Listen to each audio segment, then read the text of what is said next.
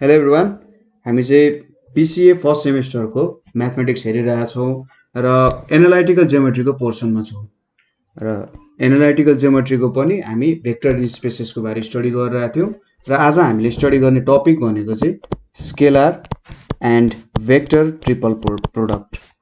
अघिल्लो भिडियोजहरुमा हामीले दुईटा भेक्टरहरुको चाहिँ कसरी डट प्रोडक्ट र क्रस प्रोडक्ट गर्न सकिन्छ भनेर हेर्यौं।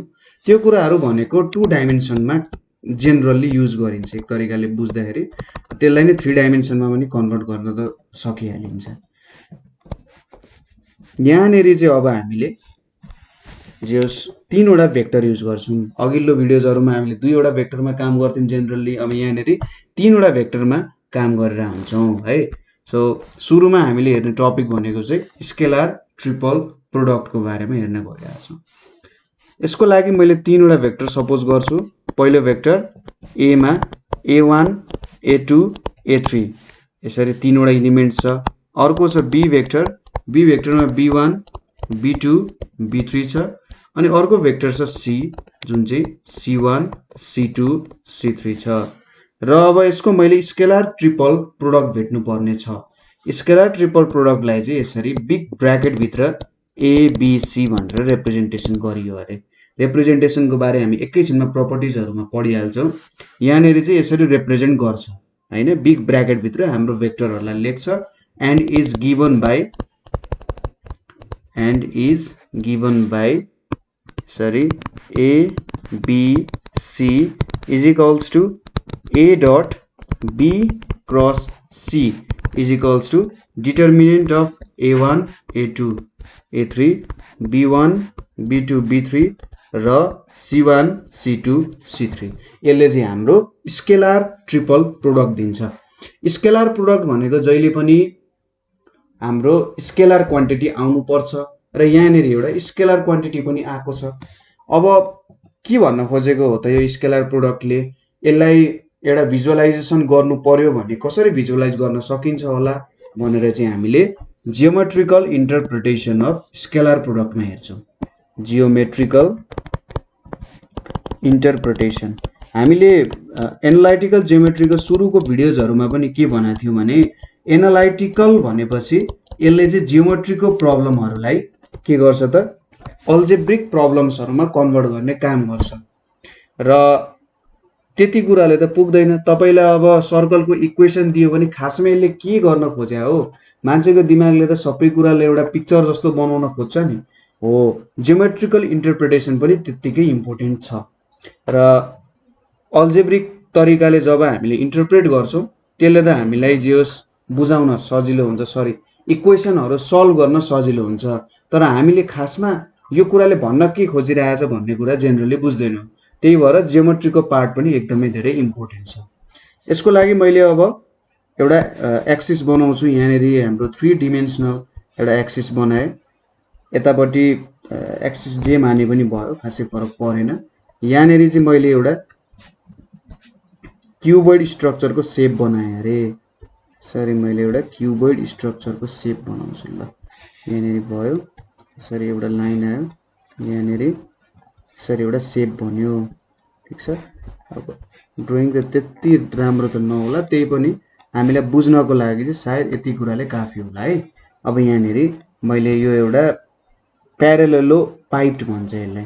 प्यारालेलो पाइप भनेको चाहिँ तपाईले एउटा के गर्नु त क्यूब लिनु, क्यूब भन्दा पनि क्यूबोइड लिनु जुनमा चाहिँ सर्टेन लेन्थ ब्रेथ हाइट छ होला। अब त्यो क्यूबोइडलाई तपाईले हल्का के गर्नु भने प्यारालेलोग्राम युज गर्न। हामी क्यूबोइडहरु बनाउँदा जेनरली रेक्टेंगलहरुको युज गर्छौं। तपाईले चाहिँ अब प्यारालेलोग्रामहरु युज गरेर एउटा क्यूबोइड बनाउनु भयो भने त्यसलाई चाहिँ प्यारालेलो पाइप भनेर भनिन्छ। ठीक छ। हामीले क्यूबोइड शेपको स्ट्रक्चरहरु यदि प्यारालेलोग्राम युज गरेर बनायौं भने त्यसलाई चाहिँ प्यारालेलो पाइप भनेर भन्छ। अब यति कुरा बुझिसकेपछि यहाँनेरि म यो क्यूबको भर्टिसेसहरुलाई नोटेसन गर्छु। सपोज यो पोइन्ट A, यो B, यो ओरिजिन भयो, यो F यसलाई E भनौं, यो भनेको G भयो, यो पोइन्ट हाम्रो D भयो, यो पोइन्ट हाम्रो C भयो। यति कुरा बुझ्यो। अब OA लाई मैले A लेखे, OB लाई मैले B लेखे, यसलाई C भेक्टरले रिप्रेजेन्ट गरे, OA OB OC। ठीक छ, तीनवटा भेक्टर भयो। सो अब यसमा त लेख्न सकिहाल्नु हुन्छ। Let us consider a parallelopiped with 3 concurrent edges. 3 concurrent भनेपछि कन्करेन्ट भनेको एउटै पोइन्टबाट बाहिर निक्लिने एजेसहरुलाई चाहिँ कन्करेन्ट भनेर भनिन्छ। र यो OA OB र OC भनेको एउटै पोइन्ट O बाट ओरिजिनेट भएको छ, त्यो भएर यसलाई कन्करेन्ट भनेर भनिन्छ, कन्करेन्ट एजेस भनेर भनिन्छ। र यहाँनेरि हामीले के लेखेका छौं, OA is equals to A, OB is equals to B and OC is equals to C भनेर भन्नु। यहाँनेरि हामीले डेफिनेसन हेरौं। अब डेफिनेसनमा के देखाएको थियौं, A dot B cross C भनेर लेखेका छौं र मैले यतापट्टि फुटनोटको रूपमा A dot B cross C भनेर यो साइडमा लेखे। अब B क्रस C ले हामीले अघिल्लो भिडियोमा हेरेका थियौं भेक्टर प्रोडक्टले के दिदो रहेछ त, भेक्टर प्रोडक्टको मैले म्याग्निट्युड हेर्ने हो भने त्यसले मलाई प्यारालेलोग्रामको एरिया दिने गर्छ। ठीक छ, जुन यो B क्रस C छ यसले चाहिँ एउटा प्यारालेलोग्रामको एरिया दिने काम गर्छ। कुन चाहिँ प्यारालेलोग्राम भन्दा यो B र C साइड भएको, यो भनेको मेरो C भयो यतापट्टि हैन, र यो भनेको B भयो भनेपछि यसले यो प्यारालेलोग्राम जुन मैले सेड गरिरहेको छु यो प्यारालेलोग्रामको के दिने रहेछ त, एरिया दिने रहेछ। यति कुरा बुझ्यो हैन। यसले के दिन्छ त, मैले जुन यहाँ प्यारालेलोग्राम सेड गरे त्यो प्यारालेलोग्रामको एरिया दिने रहेछ। अथवा यो प्यारालेलोग्राम भनेको चाहिँ B cross C gives area of parallelogram, के लेख्न सक्यो, OBDC। ठीक छ, OBDC को एरिया दिने रहेछ। एन्ड यसको डिरेक्सन भनेको के हुन्छ, हामीले क्रस प्रोडक्ट गरिसकेपछि यो B क्रस C को डिरेक्सन भनेको त B भेक्टर र C भेक्टरको परपेन्डिकुलर डिरेक्सन हुन्छ। यति कुरा त थाहा छ हामीलाई। यसको डिरेक्सन के हुन्छ, परपेन्डिकुलर डिरेक्सनमा हुन्छ हैन, perpendicular to plane of B and C, B and C को प्लेनसँग परपेन्डिकुलरमा हुन्छ। अब यहाँनेरि A B C लेखे मैले, यो भनेको के हो, A dot B cross C हो। अब डट प्रोडक्टको डेफिनेसन अनुसार मैले के लेख्न सक्छु भने यहाँ B क्रस C मैले यो भेक्टर लिए भने अब डट प्रोडक्टलाई मैले डिफाइन गर्दाखेरि projection of A on B cross C भनेर भन्छौं। जेनरली यसले म्याग्निट्युड दियो र त्यो प्रोजेक्सनको एक्चुअल म्याग्निट्युड कति रहेछ भन्ने टाइपको कुरा भयो चाहिँ हैन। Projection of A on B cross C भनेर पाइयो। Projection of A on B cross C भनेको मैले यहाँनेरिबाट एउटा सर्टेन 90 डिग्रीको एंगल डेभलप गर्नु पर्यो हैन, र यसलाई चाहिँ मैले यसको फुटलाई n भनेर लेखे। AN भन्ने परपेन्डिकुलर चाहिँ प्रोजेक्सन अफ AN के बुझ्नु भन्दा हाम्रो OBDC भन्ने जुन प्यारालेलोग्राम छ त्यसमा चाहिँ मैले पोइन्ट A बाट एउटा प्यारालेलोग्राममा परपेन्डिकुलर खसाए। AN भन्ने परपेन्डिकुलर चाहिँ OBDC मा बनेको हो। यहाँनेरि हेर्दाखेरि के देख्न सकिन्छ भने अरे यो त OB लाइनमा बनेको छ, तर बुझ्नुस् यो चाहिँ एउटा 3D फिगर हो। 3D फिगरबाट हेरिरहेका छौं हामीले। सोच्नुस् कि घरको एउटा तपाईले कुनै पोइन्ट लिनुभयो, त्यो पोइन्टबाट तपाई परपेन्डिकुलर तल खसाइराख्नु भएको छ हैन, त्यो चाहिँ AN भयो। अब यहाँनेरि हामीले यसलाई के लेख्न सक्छौं, B क्रस C को म्याग्निट्युड भनेको चाहिँ एरिया अफ प्यारालेलोग्राम OBDC हो, र projection of A on B cross C भनेको चाहिँ AN हुने भयो हैन। अब AN भन्नाले के भन्न सकिन्छ त, यसलाई जस्तोको त्यस्तै कपी गर्नु, एरिया अफ प्यारालेलोग्राम OBDC लाई जस्तोको त्यस्तै कपी गर्नु, र AN भनेको के हुन्छ त, हाइट हुन गयो हैन, यो त हाइट हुने हो। अब यसले के दिन्छ त, कुनै कुराको हामीसँग क्रस सेक्सनल एरिया छ र त्यो अब्जेक्टको मसँग हाइट पनि छ भने त्यसले के दिन्छ त, अभियसली त्यो कुराको भोल्युम दिन्छ। भनेपछि यो कुरा भनेको भोल्युम अफ प्यारालेलोपाइड हुँदो रहेछ। सो कुनै पनि कुराको स्केलर ट्रिपल प्रोडक्ट हामीले गर्यौं भने त्यो स्केलर ट्रिपल प्रोडक्टको जियोमेट्रिकल इन्टरप्रिटेसन बुझ्दाखेरि हामीले के देख्यौं भने त्यसले चाहिँ एउटा प्यारालेलो पाइपको भोल्युम दिदो रहेछ हैन। एकदमै सिम्पल कुरा छ। एउटा प्यारालेलो पाइप जुन एउटा जियोमेट्रिकल फिगर हो, एउटा प्यारालेलोग्रामहरु 6 वटा प्यारालेलोग्रामहरु मिलेर बनेको एउटा 6 वटै हुन्छ, 6 वटा प्यारालेलोग्रामहरु मिलेर बनेको एउटा फिगर हो, त्यसको चाहिँ भोल्युम दिदो रहेछ। जहिले पनि यसरी बुझ्न सकिन्छ प्यारालेलो पाइपको एउटा भोल्युम दिन्छ भनेर। ठीक छ, जियोमेट्रिकल इन्टरप्रिटेसन पनि हेर्यौं। अब यहाँनेरि हामीले केही प्रपर्टिजहरु हेर्न सक्छौं। Properties of scalar triple product भनेको के हुन्छ त भनेर। पहिलो प्रपर्टी भनेको के छ भने यहाँनेरि यदि हामीले डट एन्ड क्रसलाई इन्टरचेन्ज गर्यौं भने, ठीक छ, जस्तै हाम्रो के छ त a dot b cross c छ हैन। अब यो क्रसलाई डटको ठाउँमा राखौं, डटलाई क्रसको ठाउँमा राखौं। It means a cross b dot c बनायौं भने यो दुईटा कुरा चाहिँ एउटै रहेछ। a dot b cross c is equals to a cross b dot c हुने रहेछ। बुझ्नुभयो त कुरा। हामीले क्रस र डटलाई इन्टरचेन्ज गर्यौं भने मेरो स्केलर ट्रिपल प्रोडक्टमा केही पनि चेन्ज आउँदैन रहेछ। यसको लागि सानो एउटा प्रुफ हेरौं। हामीले डिटरमिनेन्टको फर्ममा जुन म्याट्रिक्सले लेखेका थियौं अथवा डिटरमिनेन्टको फर्ममा हाम्रो स्केलर ट्रिपल प्रोडक्टले लेखेका थियौं त्यो अनुसार हामीले प्रुफ गर्न सक्छौं। सो यहाँनेरि a dot b cross c भनेको चाहिँ के लेख्न सकिन्छ भने a1 b1 c1 a2 b2 c2 a3 b3 c3 भनेर लेखेका थियौं हैन। अब हामीले a cross b dot c लेख्नु पर्ने छ। अब मलाई ठ्याक्कै एक्ज्याक्ट भ्यालु त थाहा छैन, त्यसैले मैले चाहिँ यो अर्को टेक्निक युज गर्छु। i चाहिँ के को फर्ममा लेखे मैले यहाँनेरि i चाहिँ के भयो, सायद i चाहिँ के को फर्ममा लेख्नु पर्छ होला हामीले a1 b1 c1 a2 b2 c2 a3 b3 c3। तो यसले पनि सायद त्यही फर्ममा दिन्छ नै होला। यो कुरालाई चाहिँ हामी अलि पिस वाइज हेरौं। सुरुमा a क्रस b गरौं, त्यसपछि डट c गरौं है। a क्रस b गर्नु भनेको यहाँनेरि मैले i j k को फर्ममा लेखे र यहाँनेरि a भनेको a1 a2 a3 b1 b2 b3 हुन जान्छ। अब डिटरमिनेन्ट झिकौं।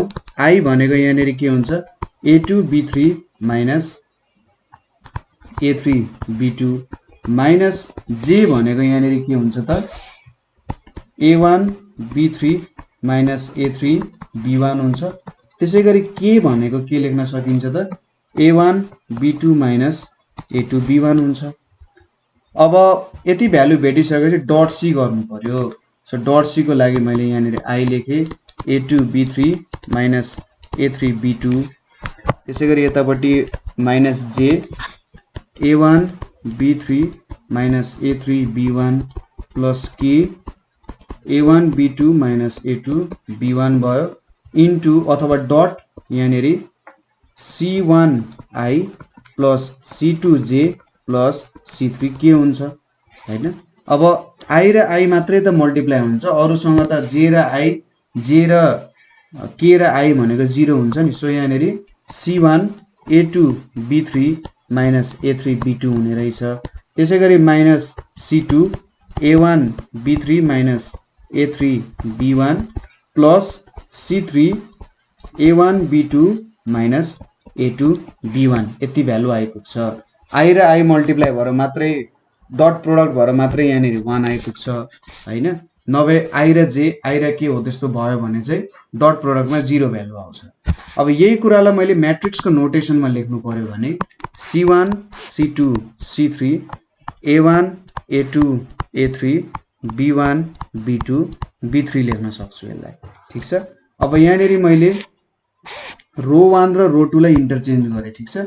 के गरे त रो 1 र रो 2 लाई इन्टरचेन्ज गरे भने हाम्रो डिटरमिनेन्टको प्रपर्टी अनुसार एउटा माइनस थप्नु पर्ने हुन्छ। a1 a2 a3 c1 c2 c3 b1 b2 b3 हुन्छ। फेरि अब मैले रो 2 र रो 3 लाई एक्सचेन्ज गरे भने यहाँनिर फेरि एउटा माइनस चाहियो सो -1 इन्टु -1 दुईटा आउने भयो A1 A2 A3 त्यसै गरी B1 B2 B3 C1 C2 C3 आइपुग्यो भनेपछि यहाँबाट के देखियो त यो भनेको त A dot B cross C हुने रहेछ भनेपछि हाम्रो सुरुको एजम्पसन चाहिँ के थियो त A dot B cross C गर्नु र A cross B dot C गर्नु एउटै थियो सो यो कुरा चाहिँ एउटै रहेछ हामीले यसरी प्रुभ गर्न सकिन्छ ठीक छ त्यसै गरी अर्को कुरा के छ अर्को प्रपर्टी भनेको यदि हामीले अर्डरमा लेखेका छौं भने A B C भनेको के हो त A dot B cross C हो त्यसै गरी B C A लेख्यौं B C A भनेको B dot C cross A हो त्यसै गरी मैले अर्को भनेको C A B लेखे C A B लेखे यो भनेको C dot A cross B हो हैन यो तीनटै लेख्नु चाहिँ के रहेछ त सेम कुरालाई एक्सप्रेस गर्नु रहेछ ठीक छ यो तीनटै लेख्नु भनेको एउटै कुरालाई एक्सप्रेस गरिराहो हामीले भन्न खोजे हो यहाँनिर प्रुफ तपाईले हेर्न सक्नुहुन्छ गर्न सक्नुहुन्छ होला सायद एक्चुअली जियोमेट्रिकली ट्राई गरौँ भयो भने भइहाल्छ है जियोमेट्रिकली इन्टरप्रेट गर्दाखेरि सो यसरी मैले एउटा प्यारालेल पाइप बनाए यहाँनिर अहिलेको भन्दा अलिकति राम्रो भयो जस्तो छ है यहाँनिर यसरी यो मेरो स्ट्रक्चर भयो प्यारालेल पाइपको यहाँनिर यसरी बनाए ल यो एउटा प्यारालेल पाइप बन्यो र यो साइड भनेको हाम्रो यसरी OB मैले A सपोज गरे यो C भयो यो D भयो यो E भयो यो F भयो यो G भयो सो यो भेक्टरलाई मैले A माने यतापट्टिकोलाई B माने र यतापट्टिकोलाई A माने सरी यसलाई चाहिँ C माने है अब B क्रस C हेरौँ है त B क्रस C भनेको मैले कुन भेक्टर पाउँछु यो भेक्टर पाउँछु B क्रस C भनेको यो भेक्टर पाउँछु अनि A dot B cross C भनेको B क्रस C मा मैले A भेक्टर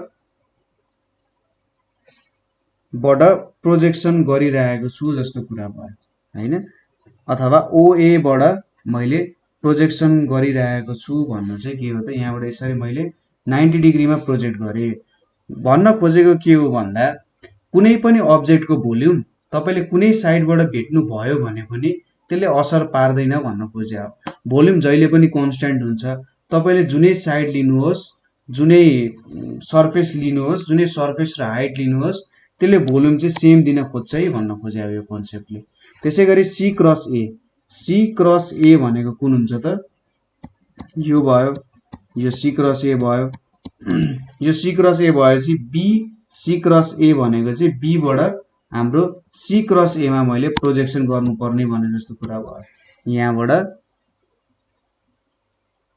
C बाट चाहिँ हामीले के गर्यौं त projection on B cross C so यसले पनि के दिन्छ भोल्युम अफ प्यारालेल पाइप र त्यही प्यारालेल पाइपको भोल्युम दिने भएपछि यसले चाहिँ के हुन्छ त एउटै भोल्युम नै रिप्रेजेन्ट गरिरहेको हुन्छ तपाईलाई विश्वास नहोला तपाईले के गर्न सक्नुहुन्छ भने अघि हामीले जुन A dot B cross C is equals to A cross B dot C वाला मेथडहरु युज गरेका थियौ त्यो मेथडबाट सिम्पली हेर्न सकिन्छ जस्तै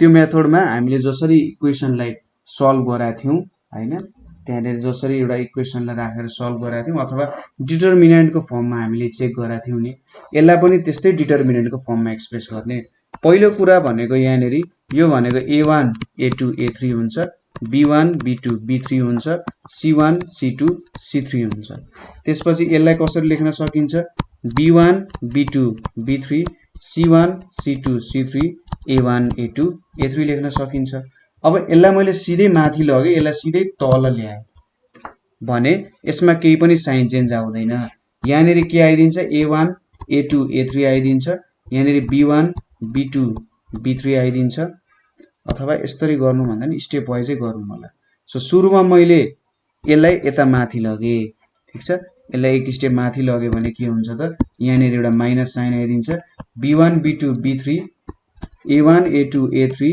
र C1 C2 C3 आइदियो अब मैले यसलाई चाहिँ एक स्टेप माथि लगे फेरि एक स्टेप माथि लादा A1 A2 A3 B1 B2 B3 C1 C2 C3 एउटा एक्स्ट्रा माइनस अझै थप्न बिर्सिनु भएन, यहाँनिर अर्को माइनस पनि आउँछ। सो एउटै भ्यालु आउने रहेछ। अब थर्डको त तपाईँले एकचोटि प्रुभ गर्न सक्नुहुन्छ हैन। सो यो दुईटा एउटै भ्यालु आयो।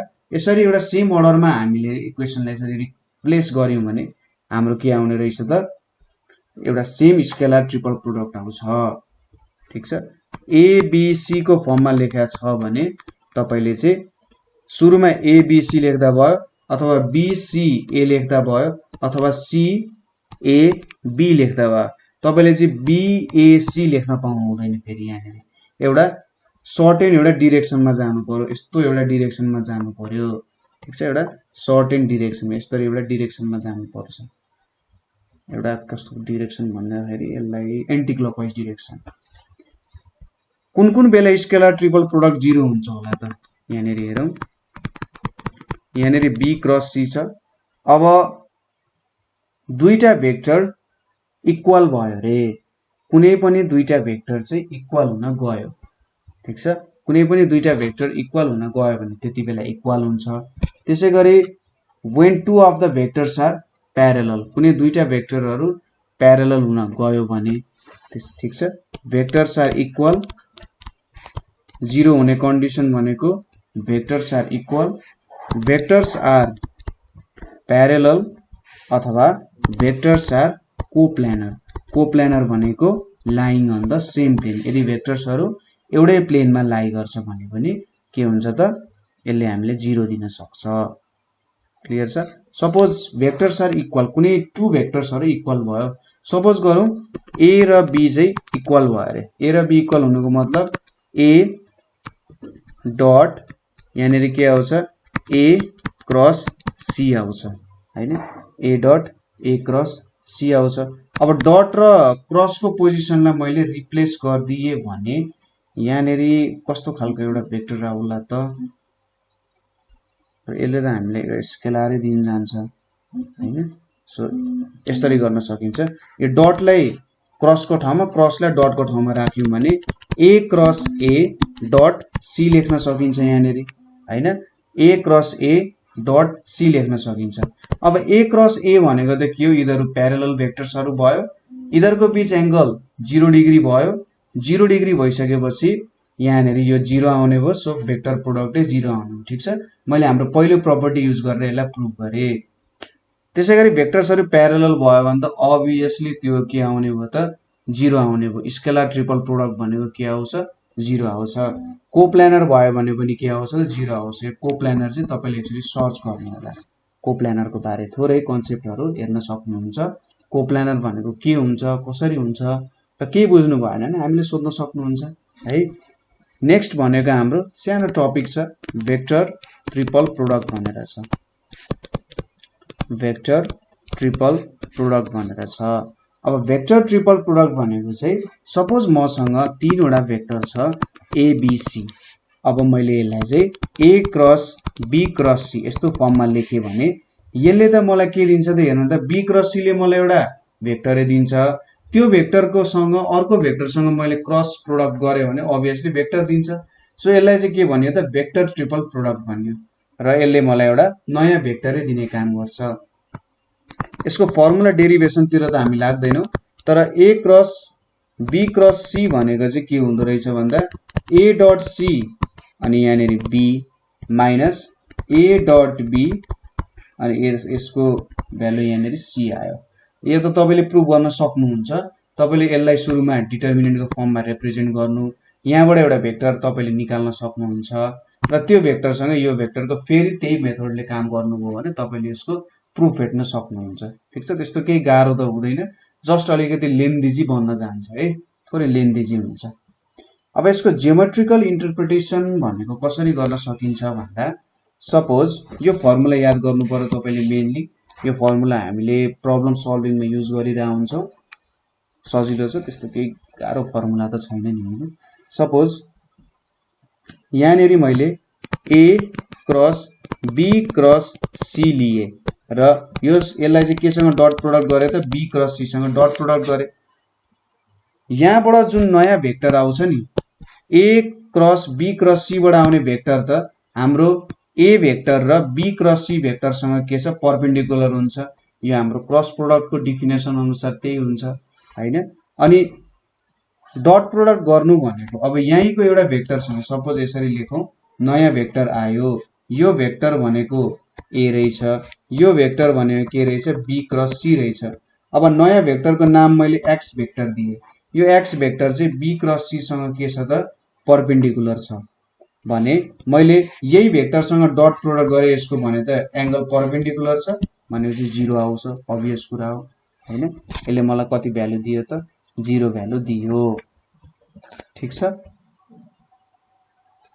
त्यसपछि अर्को कुरा, suppose A dot B cross C is equals to 0 हुन सक्ने एउटा कन्डिसन हामीले के भनेको थियौँ, कोप्लानरको कन्डिसन भनेको थियौँ हैन। ए डट बी क्रस सी हुन सक्ने कन्डिसन भनेको एउटा कोप्लानर हुन सक्छ भनेर भनेको थियौँ। सो यहाँबाट के बुझिन्छ भने A cross B cross C भनेको चाहिँ के हुँदो रहेछ, coplanar with B and C हुँदो रहेछ। कोप्लानर भएर एउटै प्लेनमा लाई गरिसकेपछि यिनीहरुमा एउटा के लिनियर डिपेन्डेन्स हुन्छ, यिनीहरु परपेन्डिकुलर पनि हुन सक्छ जस्तो कुरा भयो हैन। यसरी चाहिँ हामीले यो कुराहरु हेर्न सकिन्छ। सो यसरी चाहिँ हामीले यहाँनेरि जियोमेट्रिकल इन्टरप्रिटेसनहरु पनि हेर्यौं र मेन हामीले याद गर्नुपर्ने कुरा भनेको चाहिँ यो फर्मुला हो। जेनरली यसमा हामीले जियोमेट्रिकल इन्टरप्रिटेसनको धेरै कुरा नभएको कारण हामीले धेरै इन्टरप्रिटेसन गरिराखेनौं यसमा। सायद तपाईहरुले 11-12 को क्लासमा पढिराख्नु भएको थियो भने पनि यो कुरा चाहिँ मजाले नै बुझ्नु भयो होला है। सो यदि तपाईले काहीँनेरि बुझ्नु भएन हेर्न सक्नुहुन्छ यसको बारे, एनिमेसन्सहरु हेर्नु भयो भने चाहिँ एकदम मजाले बुझ्नुहुन्छ हैन। कोप्लानर भनेको के हो, कसरी चाहिँ कोप्लानर हुन्छ भन्ने कुराहरु तपाईले हेर्नु भयो भने चाहिँ भिजुअली हेर्दाखेरि झन् मजाले बुझिन्छ। मैले तपाईले अगाडि नै एउटा युट्युब च्यानलको सोर्स मैले दिइसकेका थिएँ र हो त्यो युट्युब च्यानलमा गएर तपाईले लिनियर अल्जेब्राको पोर्सन चाहिँ हेर्न सक्नुहुन्छ है। सो आजको लागि यति नै। हामीले यहीँबाट चाहिँ एनालाइटिकल जियोमेट्रीको थ्योरी पोर्सन पनि सक्यौं। ठीक छ। सो कुनै क्वेशन भए चाहिँ सोध्न सक्नुहुन्छ अथवा हाम्रो फिडब्याक फर्महरु फिल अप गर्न सक्नुहुन्छ है। Thank you for watching.